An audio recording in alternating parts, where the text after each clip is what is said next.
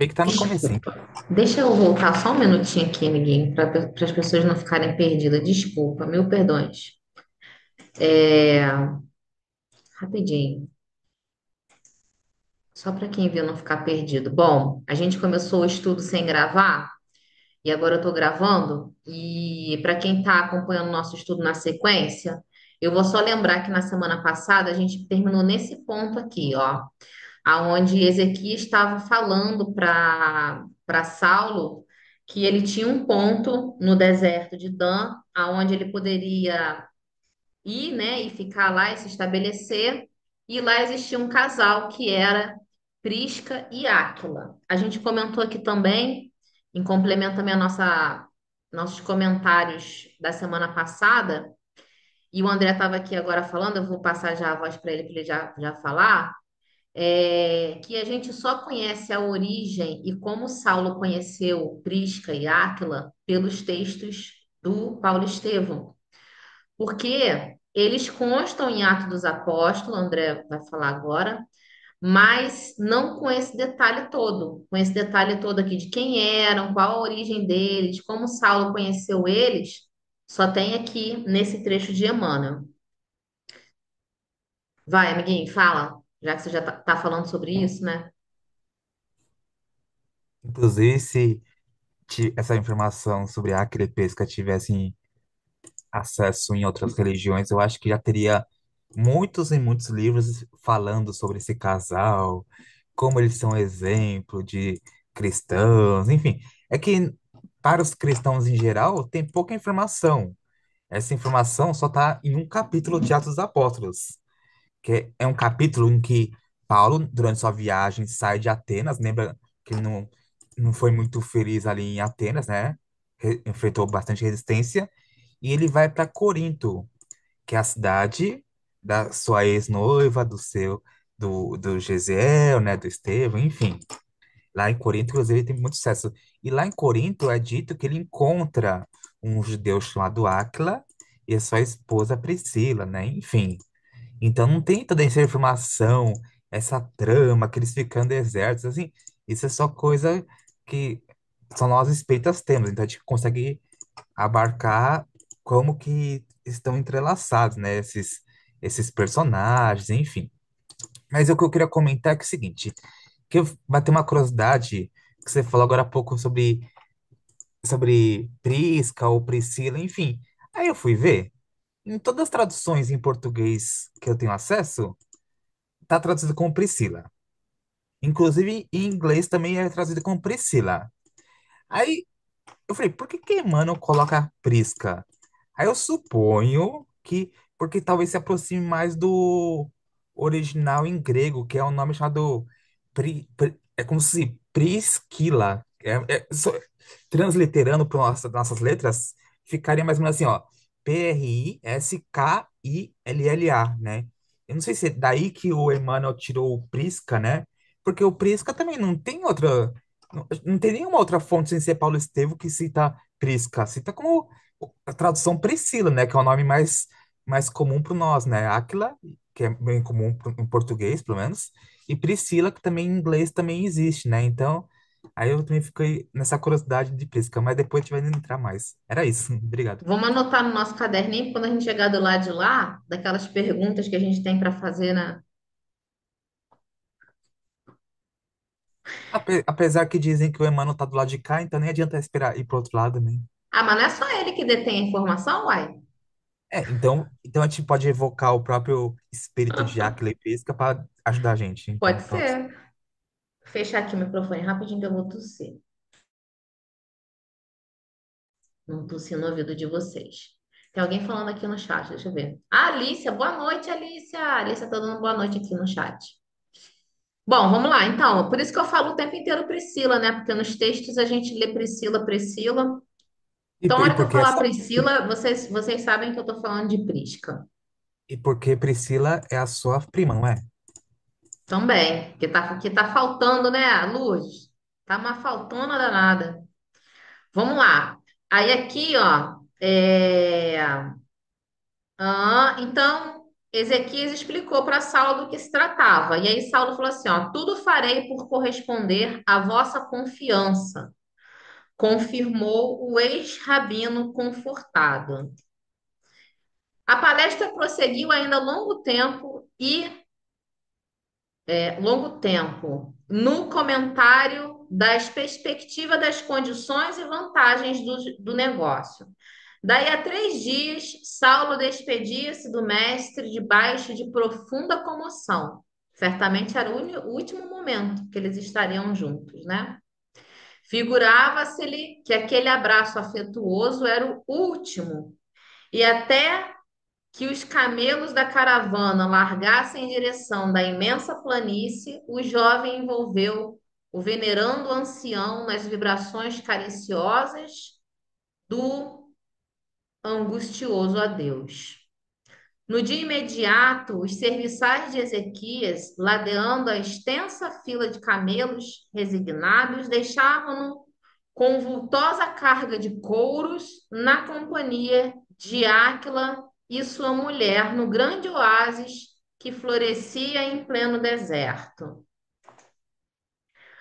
Os dois operários da pequena oficina receberam-no com as melhores mostras de fraternidade e simpatia.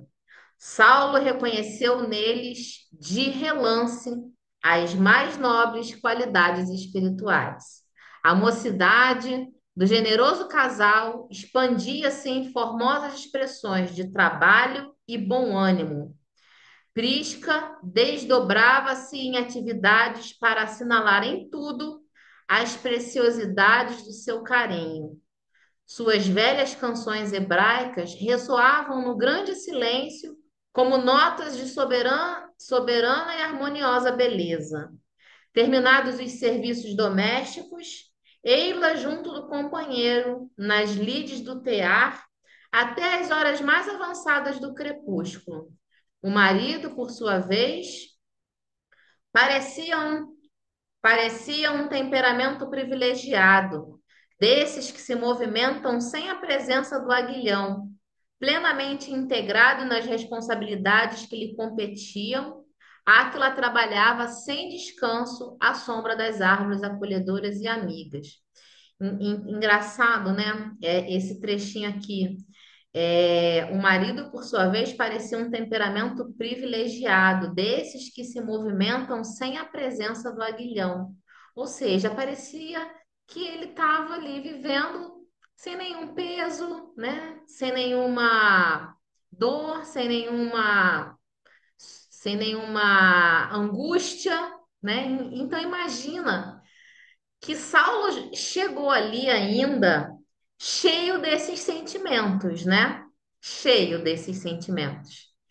E olha ali, né? E como que Áquila deve ter servido de exemplo para ele se espelhar e se inspirar e tirar do seu coração todo esse peso, né? Essa foi né, uma de muitas que a gente vai ver é, como é que eu vou dizer? Do que Saulo teve de benefício de conviver com esse casal, né? Dessa inspiração de perceber em Áquila um coração puro, leve, livre, né? De consciência tranquila. Com certeza isso favoreceu muito a Saulo a buscar isso também em seu coração. E ali tá ali, vamos avançar mais um pouquinho, que aí eu tenho um pouquinho mais para ler para fazer os outros comentários. Amigo, quer comentar aqui alguma coisa? Não, mas eu gostaria de perguntar se alguém quer comentar. Alguém quer comentar? Susana, Paola, Maria Lourdes, Eliane. Eliane, oi Eliane, Eliane tá aí. Eu Gente, vou eu dou comentar. as histórias aqui, estou torcendo para em breve eu estar em ambiente de paz também. Esse calor do Rio tá difícil. Eita, mas por que que houve? Ana, quer falar? Bom, eu não ia falar não, mas agora puxando aqui um gancho da nossa irmã aí, ó, eu ia falar justamente dessa aflição, né, dessa dor, porque sempre quando se fala da dor do Paulo, especialmente da dor de Jesus, eu entro sempre em debate comigo própria, certo? analisando a evolução do espírito. Quando eu penso no, lá no, como é que é o nome lá do irmão da noiva dele, do Saulo? Estevão, Quando eu penso no Estevão, certo? A é, dor, o que ele passou. Então, eu imagino assim, comigo, eu fico me debatendo. Se é um espírito já com tanta evolução, como o espírito de Jesus, nós sentimos essa dor que imaginamos tão profunda que ele sente. Olha, eu não estou dizendo que eles não sentem dor, não estou dizendo, mas pela evolução deles, a aceitação, a dor é bem mais branda do que a nossa. Olha só o que a Paola falou a respeito do calor. Então, é assim, eu estou falando assim, vamos supor que Jesus, né, que a gente quando fala de Jesus, especialmente os católicos, agora lá, né, no estudo de Maria, fala da dor de Jesus, que dá vontade até, parece até, meu Deus. Mas depois eu penso, não, Jesus é um espírito já com tanta evolução, que ele deu aquele exemplo, mas ele não sentiu tamanha dor como nós imaginamos. Porque, como você sempre fala, a gente vê com os olhos da carne essa dor. E a gente, quando vê, a gente sente com os nossos olhos. Mas eu não, sabe, com certeza a dor ali na boca do leão, antes, né, de ser levado, não é a dor que a gente imagina, que a gente sente, que a gente vê. Eu sempre fico em debate comigo própria que a dor de Jesus não foi tão profunda como a gente configura. é. Então, Ana, quando você fala que a dor aos nossos olhos, né? É, o sentir dor e a impressão da dor, inclusive a dor física também, a gente pode olhar desse jeito, ela é diferente de pessoa para pessoa, né? Ou de espírito para espíritos. O que para um é dor, para outro não é, né? Para outros é tarefa comum da vida. Agora, é o que a gente sempre precisa refletir. Os espíritos elevados, né? Os espíritos puros, a gente até pode falar isso, é, tentando alcançar a dor que eles podem sentir, não é a dor na nossa concepção, a dor desesperada, a dor angustiada, né? E o pesar que eles sentem é sempre em relação ao outro, também não é em relação a eles próprios, porque as nossas dores, na nossa condição de espíritos em evolução ainda, onde a gente se encontra, se a gente for analisar a nossa dor, ela sempre tem uma pitada de egoísmo, de egocentrismo, né? Então, se a gente pudesse fazer uma gradação das dores, né? E pudesse falar, os espíritos puros sentem pesar e sentem pesar por conta do nosso sofrimento, né? Eu colocaria dessa forma. Eles sentem um pesar, porque eu acho que dor já é muito pesado para eles, né? Mas eles sentem um pesar, e esse pesar é sempre com um olhar de empatia para as nossas dores, para as nossas ignorâncias, né? E não para eles próprios, como é a nossa dor. A nossa dor é por conta do que a gente acha que sofre, do que a gente acha que passa, né? Então a nossa dor ela tem o nosso ego muito presente. E para o pesar que eles sentem, não, né? Quer comentar, menina André, sobre isso? Isso é uma reflexão muito sempre presente, né, nos nossos estudos. Tanto é que eu sei que a Helena vai ficar, que ela não gosta desse versículo, mas a única vez que a gente vê Jesus chorando, ele tá chorando não por si mesmo, mas chorando por outro, né? Quando Lázaro supostamente teria morrido, né? Mas ele chora, enfim. A gente vê que ele se lamenta não por si, né? Não é egoísta. Ele se lamenta pelo outro, enfim. É, é claro, é um assunto bem polêmico, porque você vai falar, ah, Jesus não sentiu dor, tal, e tem muitos religiosos que vão falar, não, Jesus precisou sentir dor para morrer pelos nossos pecados, tipo assim, precisou toda a questão. Mas eu entendo, né? que um espírito dessa grandeza já consegue sublimar alguns aspectos.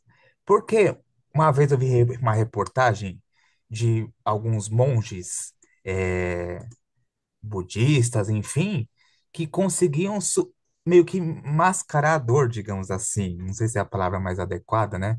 Mas, tipo assim, tem até um caso que um monge, em protesto, colocou fogo em si mesmo. E aparentemente estava tranquilo. Então, quer dizer, se um espírito que é parecido com a gente consegue controlar o mecanismo da dor desse modo, aí eu penso que talvez, supostamente, Jesus também, eu suponho eu que consiga também ter mecanismo, né, mental, enfim, né, enfim, para sobrepujar aquela dor. Evidentemente que eu acho que, desde assim, ele sentiu dor, eu acho. Por quê? Por exemplo, a gente vai ver ele, quando estava caminhando para a cruz, ele acaba caindo, né? Então ele não estava ensinando, na minha opinião, ele não estava ensinando, encenando, né? Ele não estava lá fingindo que estava sentindo, estava sofrendo, enfim. Então, alguma dor, né? Porque ele foi açoitado, enfim. E aí ele estava sentindo dor por si mesmo, né? Então, eu, André, acredito que ele tenha sentido dor, mas é uma questão difícil, né? O quanto dor, né? Ah, é similar à dor do parto, a dor do não sei o quê. Assim, não tem como saber isso, né? E não é talvez uma coisa que vai acrescentar é, muito para nossa evolução, esse aspecto, né? Mas eu já percebi que é um ponto que intriga muito a Ana, por causa que não é a primeira vez que ela toca nesse assunto da dor, enfim, né? Mas enfim. Mas é um assunto que sempre aparece, né? A É, Paola levantou a mão também. mas é Quer muito falar, relativo, Paola? mas é muito relativo também, né? Porque Muito. como que é uma mensurador? Porque, assim, para mim, uma dor de barriga é muito, para a Elaine não é tanto. Então, quer dizer, cada um tem o seu grau, sua régua de dor, né? Sim, Enfim, a então, sua régua, né? Foi o que eu falei, isso tanto para dor física como para dor moral também, né? exato, Olha, ao exato. mesmo tempo que eu vi uma reportagem de uma mãe que perdeu três filhos e o esposo, e ela vivia sozinha, e o repórter perguntava para ela assim, mas a senhora ainda consegue viver feliz? Ela falou assim, meu filho, se foi Deus que quis, quem sou eu? Eu tenho que viver como eu tenho, e agradecer a Ele. Ao mesmo tempo, né? Ao mesmo tempo não, mas eu também presenciei um pai que perdeu a filha, chegou no departamento que eu trabalhava, numa determinada época, chegou no balcão e ele era a pessoa mais acabada, era um morto-vivo, porque não aceitava a morte da filha. Então, a medida de dor também, né, seja física ou seja moral, ela difere de um espírito para o outro, né? Seja encarnado ou desencarnado. Por Mas os exemplo, espíritos elevados tendem ao equilíbrio, né? Eles tendem ao equilíbrio. O equilíbrio é característica, o equilíbrio psíquico, moral, é a característica do espírito elevado. Então, é contraditório um espírito elevado se desesperar com um processo moral de dor, né? Posso falar rapidinho antes da Paola? Eu sei que ela levantou a mão, só Pode, que amor. eu adorei a explicação, tanto a sua, mas principalmente a do André, que quando ele falou, né, que um espírito, né, nessa categoria é, tem o controle. Quando você tem o controle, você não tem aquela sensação de dor da dor. Você sabe que está doendo, mas está controlado. Então ele consegue a controlar e pensar como Jesus estava na cruz, pensando no Pai. Então, é uma forma de controlar, como Estevão, quando estava lá, antes da morte, depois de tantas pedradas, ele estava pensando o quanto o Saulo ia poder ajudar quando chegasse, né, a vez dele, né, a vez da entrada de Damasco. Então, o André foi muito feliz quando ele falou, é o controle pela elevação. E sim, o André falou, né, sobre Jesus ter chorado. Jesus chorou por amor, porque ele fala: Olha, alegramos com a alegria dos nossos irmãos e choramos com a dor. Chico Xavier não abraçou a mãe tão desesperada que havia perdido o filho, que não tinha palavras. O que que ele fez? Abraçou e chorou com ela. É por amor. Ele chorou lá, com a morte lá que Jesus sabia que ele não estava morto. Ele chorou foi só de compaixão, foi por amor, porque as irmãs estavam sofrendo. Então ele chorou para compartilhar com ela amor para elas, para, olha, estou chorando, estou sentindo a tua dor. Eu acho que é isso, então. Desculpa aí, Paola, eu tomei sua frente, mas eu acho que é assim, não Não, é? eu acho que tudo soma. É, tudo somou, porque o que vocês falaram é como se fosse uma explicação para umas coisas que eu vinha refletindo há muito tempo. Jesus, um espírito tão evoluído, ele não precisava daquele sofrimento todo. Nós é que precisávamos daquilo. E nosso espírito, matéria, nosso espírito ainda em entendimento, é que precisa olhar para aquilo como dor. Jesus tinha o conhecimento de si, o conhecimento de quem ele era, a confiança em quem ele era, como espírito evoluído, e como muitos outros espíritos evoluídos têm, e como a gente caminha, porque a gente sente a dor, mas quando a gente conhece, estuda, aprende, entende, a gente também transforma a nossa dor. O exemplo que a Elaine deu é excelente. A mãe que estava confiante de Jesus na vida dela, de Deus, né? É, nossa força maior, ter levado os familiares embora e o pai arrasado com a perda da filha. Mas o que eu queria ter complementado era isso, assim, explica muito bem eu nunca entendi, de uns anos para cá, principalmente, vem me doendo ver a imagem de Jesus na cruz, exatamente porque eu sei que ele nunca precisou daquilo. Quem precisa ainda somos nós. E você entra numa igreja evangélica, você vê a imagem dele na cruz para todos os lados. Desculpa, na igreja católica.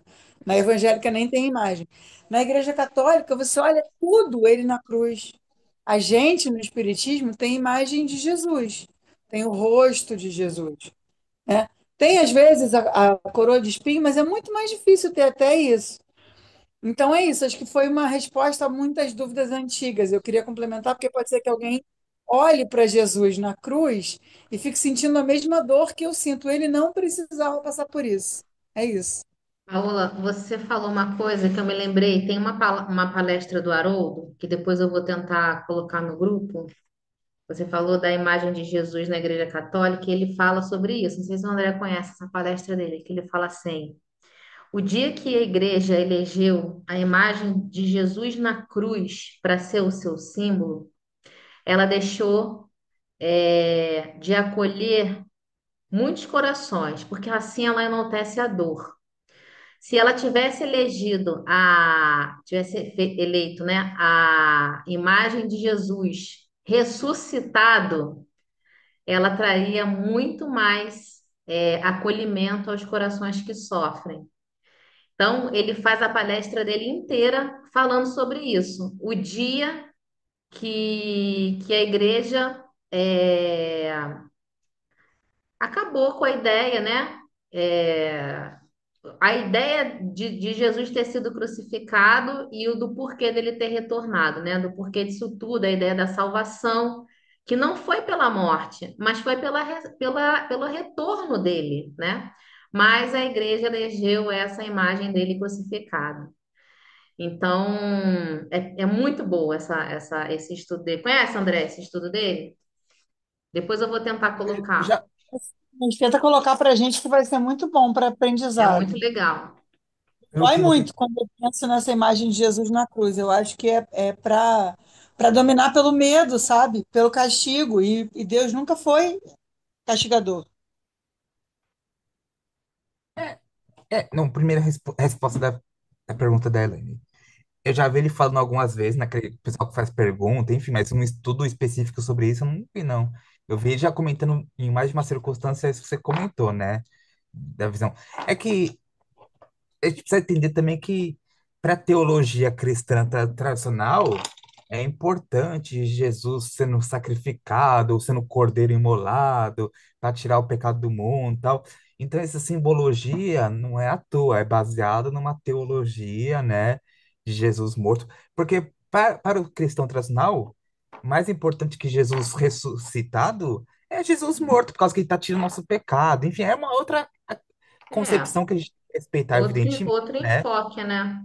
É outro enfoque, mas assim, a gente precisa respeitar nossos irmãos que creem dessa forma, né? Enfim, mas com certeza eu concordo com a Elaine e com o Haroldo que a visão de Cristo ressuscitado, para nós, pelo menos, faz muito mais sentido, né? Por causa que bate na tecla da imortalidade da alma, da perenidade de Jesus como nosso mestre, enfim, enfim, vários aspectos, né? O É, sofrimento é eterno, né? Porque ele sofreu ali, mas voltou. Olha só. pois é. Isso Depois é eu vou achar, vou colocar lá para vocês assistirem. Vamos continuar aqui? Bom, e no trecho seguinte, Emmanuel fala assim, ó. Saulo compreendeu a bênção que havia recebido. Tinha a impressão de encontrar naquelas duas almas fraternas que nunca mais se haviam de separar espiritualmente da grandeza de sua missão, dois habitantes de um mundo diferente que até então não lhe fora dado a conhecer na vida. E de fato, né, Saulo deve ter olhado com muita impressão, porque eles, né, Priscila e Áquila, eles demonstravam ali a felicidade da vida simples. E vida simples não era o que Saulo conhecia, né? Em nenhum aspecto, né? A vida dele era muito complexa e muito cheia de luxo, né? E muito dentro da realidade que é a nossa sociedade hoje, né? Que acha que a felicidade é construída com os bens materiais, né? Com a abastança, enfim. E de repente ele vê um casal ali unido, companheiro um do outro, vivendo de uma forma simples e feliz. Imagina para Saulo que não representou isso, né? Quantas coisas não se alteraram ali na cabeça de Saulo vendo isso tudo, né? Vendo que isso é possível, né? É, um casal que não tinha riqueza, não tinha bens praticamente nenhum, né, do mundo, mas que tinham muita riqueza dentro dos seus corações, né? Porque tinham a felicidade de estarem um auxiliando o outro, o companheirismo, né? Tinham o amor verdadeiro, o amor renúncia um pelo outro, né? O amor carinhoso, o cuidado um com o outro ali, refletindo. Então, tudo isso, né, contribuiu para que Saulo tivesse maravilhosas inspirações para transformar o seu coração.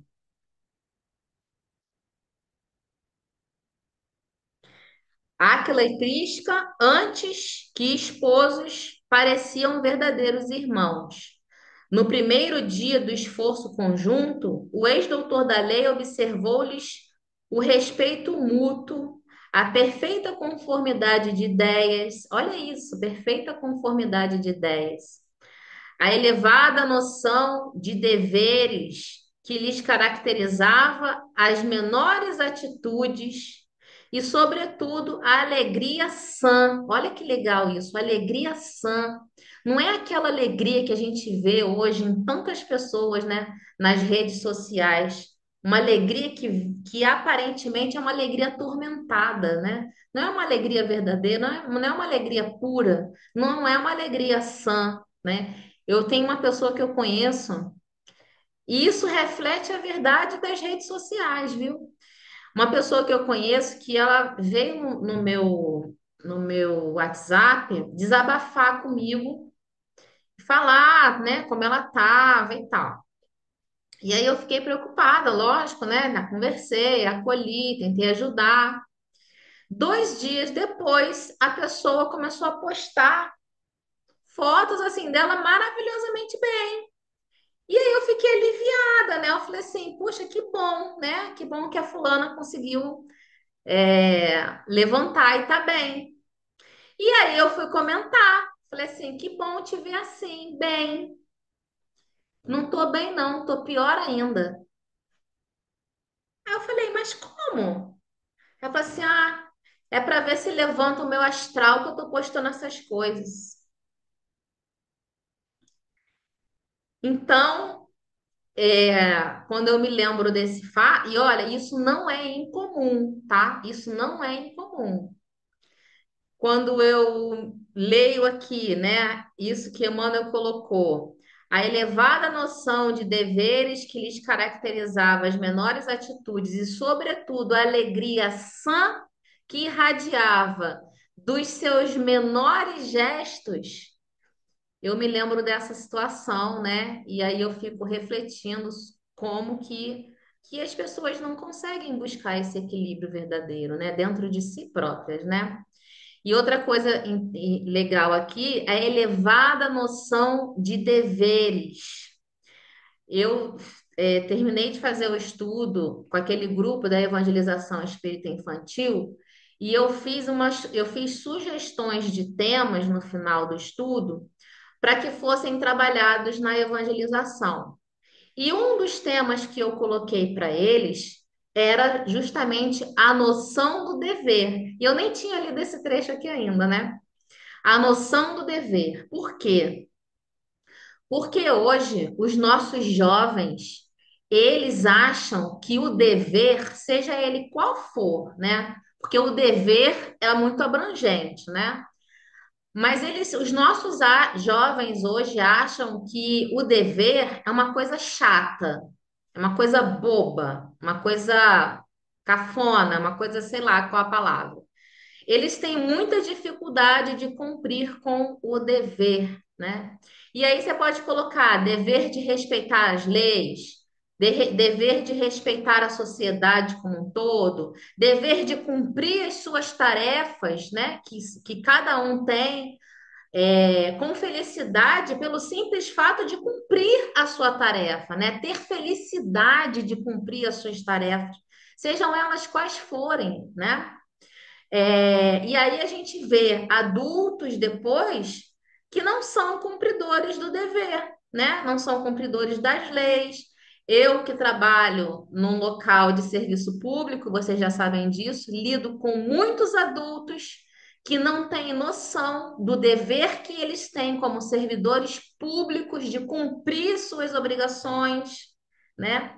Então, essa noção do dever é muito importante ter na evangelização espírita infantil. Nas escolas deveriam ter, né? A gente dentro de casa passar essa noção de dever para as crianças, né? Do quanto é bom você ter a consciência tranquila de cumprir o seu dever, né? Então aqui Emmanuel coloca a elevada noção de deveres que lhes caracterizava as menores atitudes e, sobretudo, a alegria sã que irradiava dos seus menores gestos. Seus costumes puros e generosos encantavam-lhe a alma desiludida das hipocrisias do mundo. Desde o momento que Saulo despertou nessa fase da vida dele, né? Que ele começa a ver com os olhos do coração a hipocrisia do mundo. Hipocrisia que ele, há bem pouco tempo atrás, também fazia parte, né?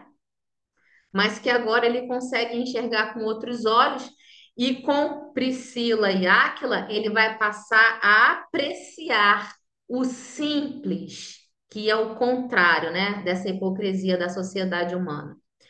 As refeições eram simples, olha, tudo simples, né? Simples, mas feliz. Cada objeto tinha o seu aproveitamento e lugar adequado. Outra característica do espírito consciente do seu papel dentro de um planeta. A consciência, né? Aqui tá muito disfarçado, muito sutil essa mensagem aqui, mas eu particularmente enxergo que cada objeto tinha o seu aproveitamento e lugar adequado. Emmanuel está colocando aqui que já eram espíritos responsáveis com o uso dos recursos, né? E aí você pode colocar o alimento, né? A responsabilidade com o alimento para que nada se perdesse, a responsabilidade com o ambiente, a responsabilidade com tudo, né? Porque isso também é característica dos espíritos que já alcançaram um grau de entendimento da sua importância, no meio em que eles vivem. Ah, e as palavras, quando saíam do círculo, olha esse aqui também, que legal. Quando saíam do circo da alegria comum, jamais incidiam em maledicência ou frivolidades. Ou seja, eram espíritos que não perdiam tempo, colocando nas suas palavras pensamentos deletérios, né? Pensamentos de baixa vibração, pensamentos que traziam maledicência, e como a gente vê, gente, na nossa sociedade hoje em dia também, né? As pessoas perdendo tempo com isso, né? Tem sites, perfis que se dedicam a fofocas, olha isso, né? Frivolidades também, quanta gente envolvida, perdendo tempo, o tempo que poderia ser útil, fazendo um monte de coisa de bom, né? Tanto para a pessoa, quanto para a comunidade, quanto para as outras pessoas ao seu redor, perdendo tempo com coisas bobas, né? Com coisas frívolas, com coisas inúteis, é, e se envolvendo com essa vibração, né? E era Então, isso, desculpa, fala, Ana. Aninha, E fala. era exatamente esse hábito que eles tinham entre eles que saía essa alegria sã, essa harmonia, esse amor, porque eles naturalmente se conectavam com os bons espíritos. Porque quando você acabou de comentar, fala para palavrões dentro da tua própria casa, no teu setor de trabalho, quando você grita, ou quando você pensa uma maldade, não precisa falar. Você pensa mal, criticando o teu ali do teu lado, o teu irmão, teu pai, teu marido, o teu colega. O que é que você está atraindo para o seu lado? As mesmos irmãozinhos do outro lado que se comprazem com isso, que sentem essa mesma sintonia. Você nem percebe quando a gente está zangada, a gente dá um grito, a gente não percebe quantos irmãozinhos voaram assim que nem um relâmpago para perto da gente. Basta a gente começar a ficar chateada e gritar, falar alto. Então, Muito bem olha, lembrado. muito lindo quando falou aqui, né? Que eles não perdiam tempo, né? Eles jamais, né, iniciavam nada sem maledicência ou frivolidade. Ele não precisou falar mais nada. Essas duas palavras preencheu tudo aí que você comentou. E é o que nós, consciente ou inconscientemente, fazemos da hora que acordamos à hora que vamos dormir. Esses pensamentinhos que não, que fica ali a gente dando, nós dando liberdade para eles, entrando nessas sintonias. Muito bem, Ana, falado. Perfeito, exatamente isso. A gente tem que prestar muita atenção na nossa fala, no nosso pensamento, porque isso constrói o mundo ao nosso redor, né? Tem uma outra pessoa também que eu conheço que, que ela é uma pessoa assim, muito, no dia a dia dela, ela é uma pessoa muito atormentada, essa é a palavra, né? Grita muito com os filhos, vive gritando, vive desequilibrada, palavrão, vive desse jeito. E aí, tem horas que ela fala assim: ai, eu preciso fazer uma defumação na minha casa, tá muito carregada. Ai, eu não sei o que que é isso, estão mandando o olho gordo para mim. Ah, isso aí é trabalho que fizeram para mim. Ah, isso aí é não sei o que que fizeram para mim. Aí, outro dia, eu já conversei sério com ela, mas hoje em dia eu já entreguei, né? Como falo, entreguei na mão de Deus. O que eu tinha que falar, eu já falei, né? Ele já falou que ia passar pano de chão com amônia, porque esse espanta espírito ruim no chão, que ia botar não sei o que de sal grosso no banco, que ia não sei o que, enfim. Eu falei para ela assim: olha, eu não vou questionar, né? Se essas coisas aí têm algum efeito, não vou questionar. Mas eu posso te falar uma coisa que tem um efeito muito bom para isso. É você melhorar a vibração do teu coração, do teu pensamento, da tua palavra, do seu lidar com as pessoas que estão dentro da tua casa. E isso é o melhor defumador que você pode fazer. E é isso que você falou, Ana, é o ambiente, né? O ambiente, nós, né? A gente fica impregnado, dessa atmosfera. Elane, mas olha o quanto próximo essa pessoa, essa sua irmã aí que você acabou de comentar, está próximo de acordar. Ela já tem a consciência que ela já fica julgando o que que é, o que que pode ser, o que que não é. Tudo isso ela já sabe que não é dela. Na concepção dela, é espírita, é alguém que fez o mal, é alguém que mandou, é não sei o quê. Ela já está entendendo da forma dela. Então, ela está indo, ela vai se conscientizando, se conscientizando, se conscientizando, até que um dia ela vai acordar. Porque quando Sim, ela já está tendo essa consciência, né, que fizeram essas coisas para ela já sabe que ela está sendo influenciada por algo que ela não tem controle, que ela precisa de fazer essas coisas aí, né, para poder limpar. Então, qual é a consciência? Olha, eu não posso fazer, então eu tenho que fazer sal, tenho que pôr sal, limpar minha casa com amônia para eles. Isso é uma consciência já. Ela já está, ela não tem a capacidade ainda de entender, mas tá infelizmente evoluindo. Ela tá é evoluindo. evoluindo, dá com dor e com muito mais dor, porque tendo uma amiga como você, É, se verdade. pudesse escutar você só um pouquinho e pudesse pelo menos ler o Evangelho, ela ia evoluir pouco mais rápido e com menos dor, mas ela está no tempo dela. É, tem que respeitar, né? Eita, Então, amores, infelizmente. vamos encerrar por aqui Sou hoje. uma pessoa que também, na minha família, só fala palavrões, só grita. E quando eu falo alguma coisa, eu não sou que nem você, eu não sou igual a você. Não quer nem ouvir. Fala, eu não sou igual a você. Eu sou assim mesmo e pronto, é assim que eu sou. Olha só, Síndrome de não, Gabriela, né? Eu nasci assim, ainda eu está sou mesmo menos assim. elevada do que a sua amiga. Sua amiga já sabe, já pensa em outras coisas. Fala, Andrezinho, meu amor. Cheio de sono. Olha só, meu Deus. Vai fazer a prece pra gente então, tá bom? Tá, Tá bom, toda vez sou Heloísa, eu. Já pode fazer? Alguém quer comentar uma coisa? Alguém quer comentar? Senão você Cale-se pode fazer a agora nossa ou fale prece. daqui uma semana. você quer Gente, olha, eu quero dizer que eu tô de volta, tô feliz. Eu entrei atrasada, desculpa, gente. Mais uma vez atrasada. Correndo, mas Oi, Heloísa. Seja bem-vinda. Que bom. desculpa. Imagina, que bom te ter aqui de volta, viu? Vai voltar pro miudinho também? Vou voltar para tudo, se Deus quiser. Que bom, viu? Que bom.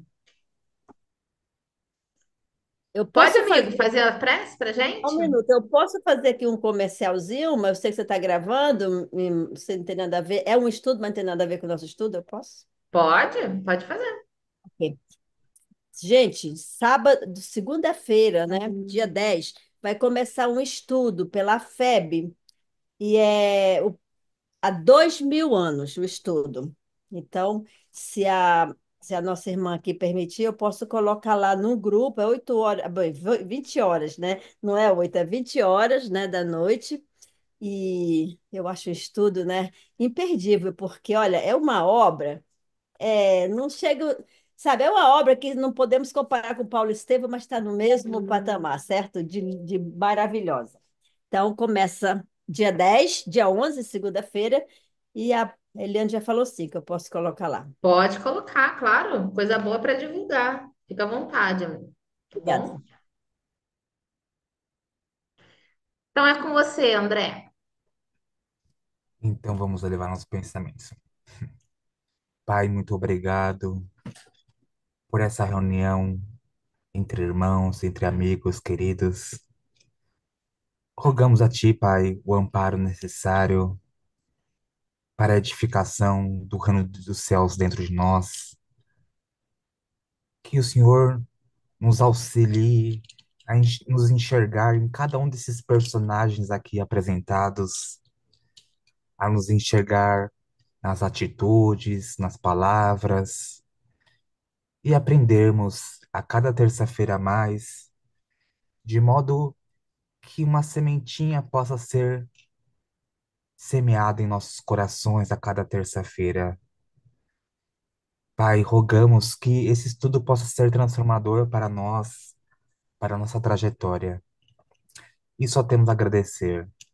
agradecer o amparo espiritual, a presença dos amigos espirituais que vêm também aprender conosco, a contribuição de todos aqueles que fazem parte desse grupo, daqueles que não puderam estar conosco no dia de hoje, mas também possam receber dessas boas vibrações, e daqueles que futuramente possam assistir esse estudo pelo YouTube, também possam ser envolvidos por essas boas vibrações. Rogamos que tenhamos uma semana de muita luz, de muita paz. Que assim seja, graças a Deus. Que assim seja, Senhor. Obrigada, amigo. Obrigada, Boa noite. amores. Até semana que vem. Fiquem com Deus, tá?